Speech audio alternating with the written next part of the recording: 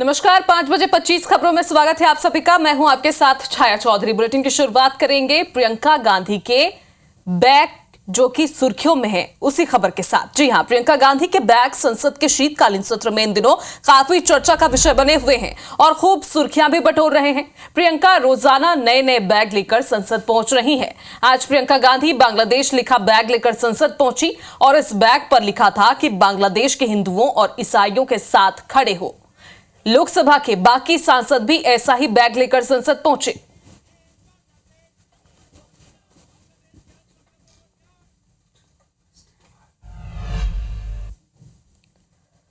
तो भारी हंगामे के बीच मंगलवार को सरकार ने वन नेशन वन इलेक्शन संविधान संशोधन विधेयक लोकसभा में पेश कर दिया। अर्जुन राम मेघवाल ने लोकसभा के पटल पर एक देश एक चुनाव बिल पेश किया। कांग्रेस और समाजवादी पार्टी ने बिल का विरोध किया। कुछ दिन पहले ही मोदी कैबिनेट ने इस बिल को मंजूरी दी थी। फिलहाल बिल को जेपीसी को भेज दिया गया है।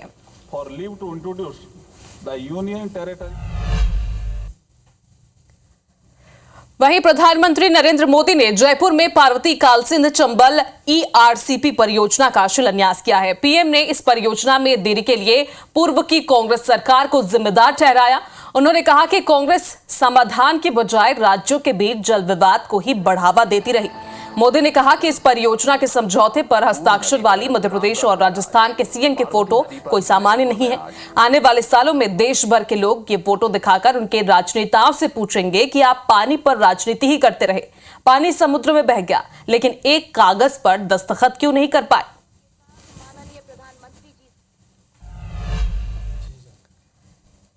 तो वहीं छत्तीसगढ़ बीजेपी ने एक बार फिर से कार्टून पोस्टर जारी किया है और कांग्रेस पर तंज कसा है। पोस्टर के जरिए बीजेपी ने कहा कि हर अपराध के पीछे कांग्रेस रहती है।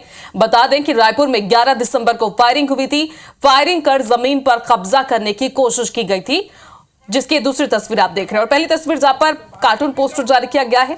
पुलिस ने आरोपी नवाज खान पर मामला भी दर्ज किया है। नवाज खान यूथ कांग्रेस के उत्तर विधानसभा के अध्यक्ष हैं और इसी मामले को लेकर अब बीजेपी ने कांग्रेस पर तंज कसा और कार्टून पोस्टर जारी किया है।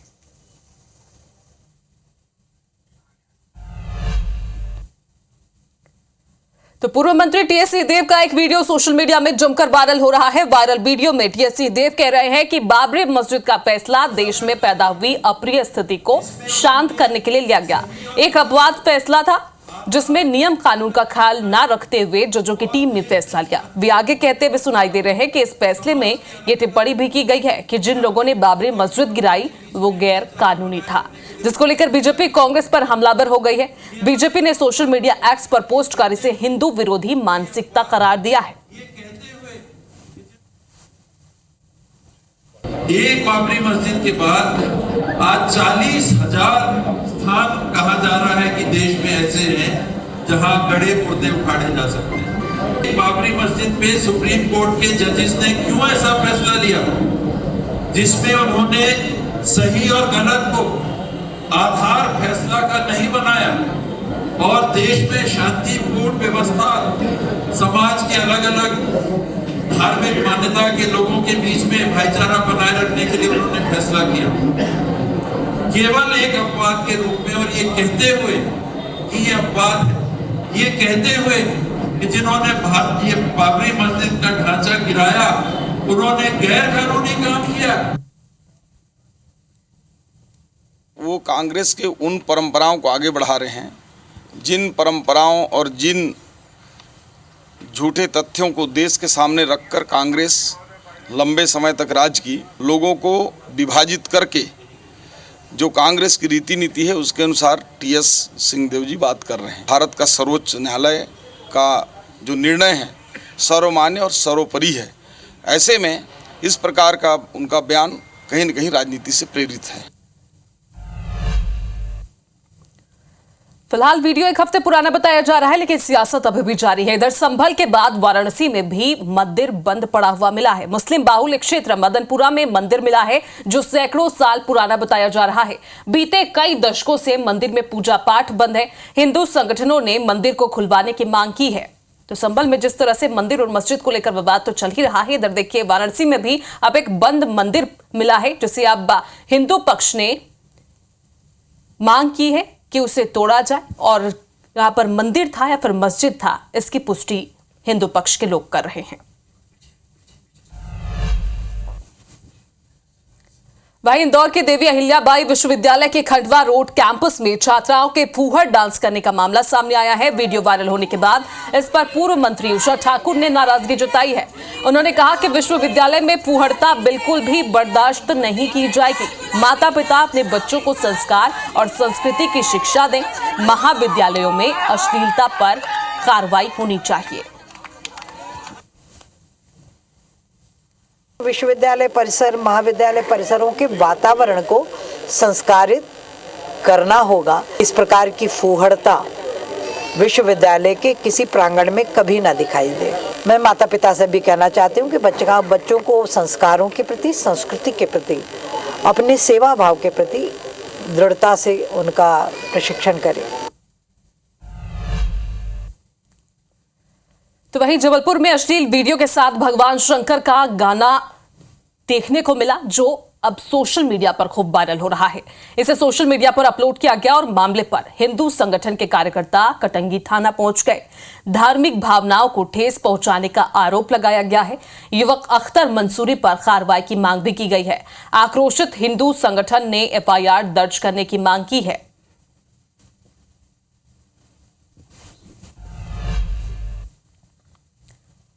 तो छत्तीसगढ़ में राइस मिलर्स की हड़ताल खत्म हो गई है और राइस मिलर्स एसोसिएशन के अध्यक्ष योगेश अग्रवाल ने कहा है कि सरकार ने 2022 और 23 के कस्टम मिलिंग के बकाया राशि का भुगतान करने का भरोसा दिया है। हमें सरकार की बातों पर भरोसा है। जल्द ही धान का उठाव किया जाएगा। और बता दें कि प्रदेश में 14 नवंबर से धान खरीदी शुरू भी हो गई है, लेकिन राइस मिलर्स अपनी मांगों को लेकर धान का उठाव नहीं कर रहे थे। सरकार ने हमारी सभी बातें मान ली है और जो हमारा 22-23 का जो था उसमें सरकार ने कहा है कि उसमें ईडी का बहुत गंभीर मामला है, उस बात को हम लोग समझते हैं।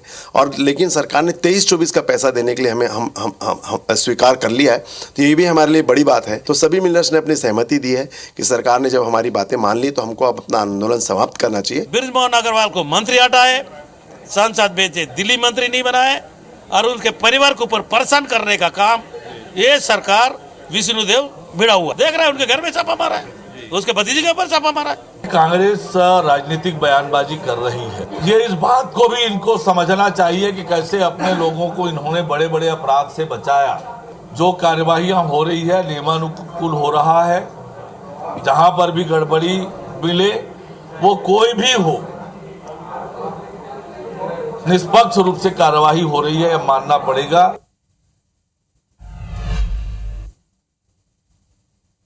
इधर बीएड डिग्रीधारी सहायक शिक्षकों ने नौकरी से नहीं निकालने की मांग करते हुए सेवा सुरक्षा की मांग की है और इस मांग के लिए अंबिकापुर से करीब 800 बीएड डिग्रीधारी सहायक शिक्षकों ने रायपुर तक 350 किलोमीटर की पदयात्रा निकाली है। सहायक शिक्षकों की मांग है कि शायद सरकार बीच का रास्ता निकालकर उनकी नौकरी सुरक्षित करे।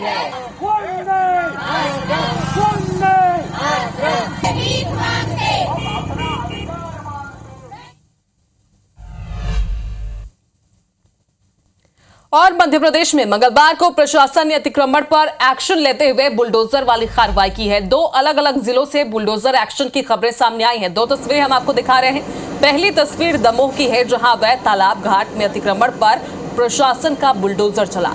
इस दौरान कर्मचारियों और स्थानीय लोगों में बहस भी हुई। दूसरी तस्वीर रीवा की है, जहां 35 दुकानों पर प्रशासन ने कार्रवाई की है। खन्ना चौराहे से स्टेट बैंक तक अतिक्रमण हटाया गया। यातायात में बाधा बन रही दुकानों पर बुलडोजर चलाया गया है। जर्जर दुकानों को पहले ही नोटिस भेजा जा चुका था। नोटिस के बावजूद जब उन्होंने दुकान नहीं हटाया तो बुलडोजर वाली कार्रवाई दोनों ही जगहों पर की गई है।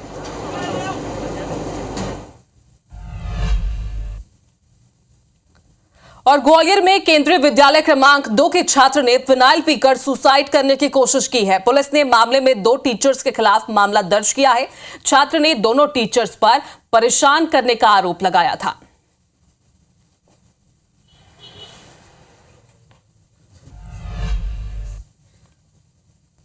और रामानुजगंज में शिक्षा के मंदिर से एक बार फिर शर्मसार करने वाला मामला सामने आया, जहां सनावल माध्यमिक स्कूल के छात्राओं ने शिक्षक मोहम्मद शाहिद पर छेड़छाड़ का आरोप लगाया है।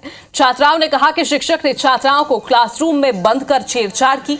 6 छात्राओं ने 5 दिन पहले मामले की शिकायत प्रधान पाठक से की थी, लेकिन प्रधान पाठक ने मामले को दबा दिया, जिसके बाद छात्राएं अपने परिजनों को लेकर स्कूल पहुंची और बीईओ से मामले की शिकायत की गई है, जिसके बाद सनाबल थाने पुलिस ने आरोपी शिक्षक को हिरासत में लेकर अब पूछताछ शुरू कर दी है।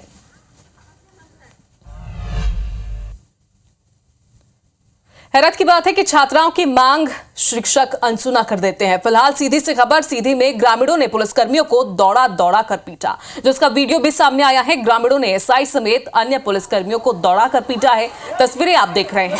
पुलिसकर्मियों के साथ महिलाओं और अन्य लोगों ने भी मारपीट की है। 6 लोगों पर मामला दर्ज किया गया है। ग्रामीण विधायक रीति पाठक का रास्ता रोकने रोड पर पत्थर रखे हुए थे। जब पत्थर हटाया गया तो पुलिसकर्मी पर ही हमला कर दिया गया।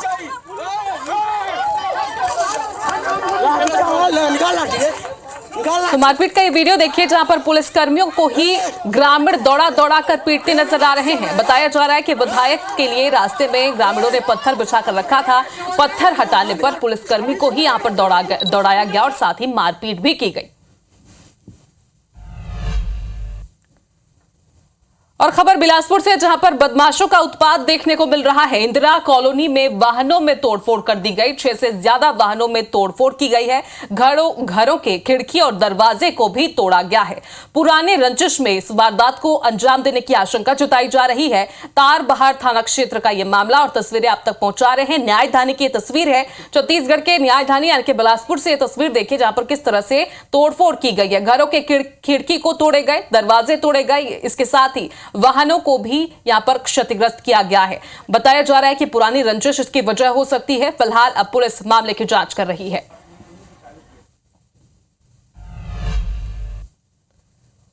और खबर मध्य प्रदेश के सीधी से, जहां पर सिविल सर्जन की अभद्रता का वीडियो वायरल हो रहा है। आदिवासी युवक के साथ अभद्रता करने का ये आरोप लगा है। दिव्यांग प्रमाण पत्र बनाने के लिए युवक पहुंचा था। प्रमाण पत्र बनाने 2 उंगली कटवाने के लिए कहा गया। पीड़ित व्यक्ति की पहले से एक आंख खराब है। जिला चिकित्सालय सीधी का यह मामला बताया जा रहा है। क्या है शुक्ला जी?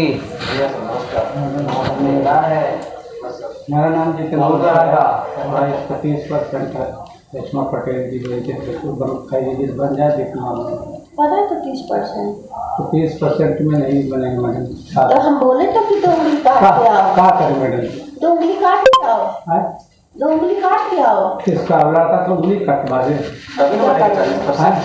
तो 2 उंगली में एक आँखी पे वो हो 30% नहीं तो एक आँखी है, तब एक आँखी क्या करेगा?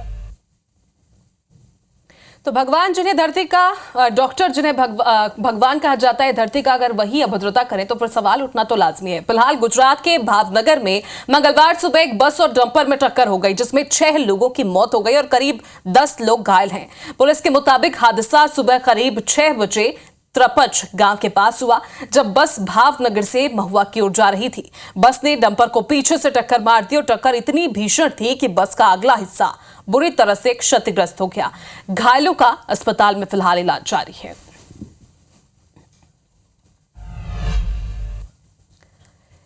एक और सड़क हादसे की खबर। आगरा में यमुना एक्सप्रेसवे पर भीषण सड़क हादसा हो गया। ट्रक ने 2 कारों को टक्कर मार दी। हादसे में 4 लोगों की मौत हो गई है। वहीं एक घायल बताया जा रहा है, जिसे अस्पताल में भर्ती किया गया है। और हादसे के बाद दूसरा कार सवार मदद करने के लिए नीचे भी उतरा था, लेकिन इस दौरान दोनों ही गंभीर घायल थे। हॉस्पिटल में भर्ती किया गया, लेकिन उससे पहले 4 लोगों ने दम तोड़ दिया था।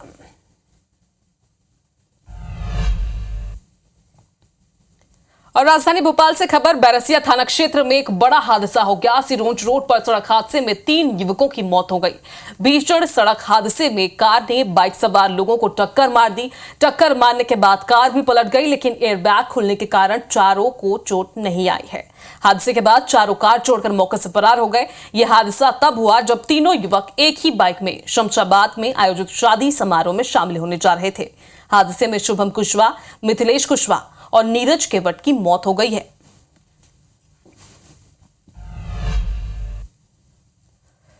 तो आज हादसों का ही दिन रहा है। मुरैना में पत्थर माफिया का कहर सामने आया। यहां पत्थर माफिया के ट्रैक्टर ने एक नाबालिग को कुचल दिया, जिससे उसकी मौके पर ही मौत हो गई।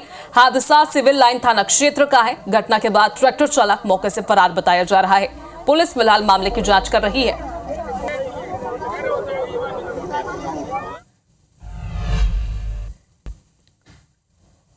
तो चंडीगढ़ यूनिवर्सिटी आर्थिक रूप से कमजोर छात्र छात्राओं को सुनहरा अवसर देने जा रही है। चंडीगढ़ यूनिवर्सिटी ने कॉमन एंट्रेंस टेस्ट 2025 की शुरुआत की है। इसके तहत छात्र छात्राओं को 210 करोड़ रुपए की छात्रवृत्ति दी जाएगी। यह पहल आर्थिक रूप से कमजोर मेधावी छात्रों को उच्च शिक्षा के मौके देने के उद्देश्य से की गई है। यूनिवर्सिटी के प्रोफेसर चांसलर डॉक्टर RS बावा ने बताया कि अब तक 1,30,000 छात्रों को छात्रवृत्ति दी जा चुकी है।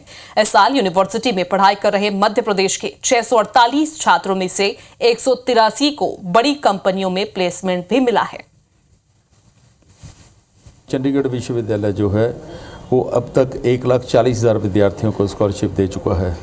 केवल पिछले साल की ही बात करें तो 100 से ज़्यादा विद्यार्थियों को 100% छात्रवृत्ति दी गई। इससे अलावा 348 बच्चे हैं जिनको 50% से ज़्यादा स्कॉलरशिप मिला है। और जो हमारे पास सुविधाएं हैं रिसर्च के लिए, इनोवेशन के लिए, और जो हमारा प्लेसमेंट रिकॉर्ड है, उन सभी का लाभ उठाने के लिए वो ये टेस्ट ज़रूर दें और ये छात्रवृत्ति प्राप्त करें, साथ साथ विश्व स्तर की शिक्षा प्राप्त करें। भानु प्रतापपुर के दुर्गकोंदल तहसील हलद्दी गांव में मौजूद Shri Bajrang iron ore mines में MEMC वीक के वार्षिक समापन समारोह का समापन आयोजन किया गया। समारोह में देश के प्रतिष्ठित संस्थानों के प्रतिनिधियों ने शिरकत की। NMDC के उप महाप्रबंधक माइनिंग सुशांत रामटेके समारोह में बतौर मुख्य अतिथि के रूप में शामिल हुए। साथ ही हिंडाल्को जियोलॉजिस्ट दीपांजन साहू और निवोको विस्टा के माइनिंग इंजीनियर मोतीराम जाट भी मौजूद रहे।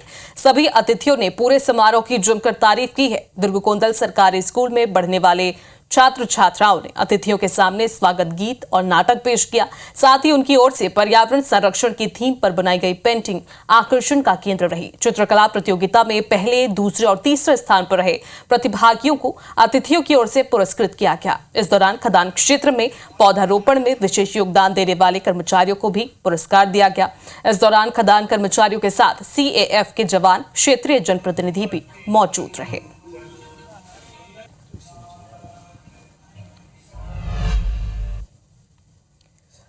इसी के साथ 5:25 खबरों में अभी के लिए इतना ही, लेकिन आप कहीं नहीं जाइए क्योंकि आगे आपको देखने को मिलेगा प्रयागराज से सीधे लाइव बुलेटिन राहुल सौमित्र के साथ। मुझे दीजिए इजाजत। नमस्कार।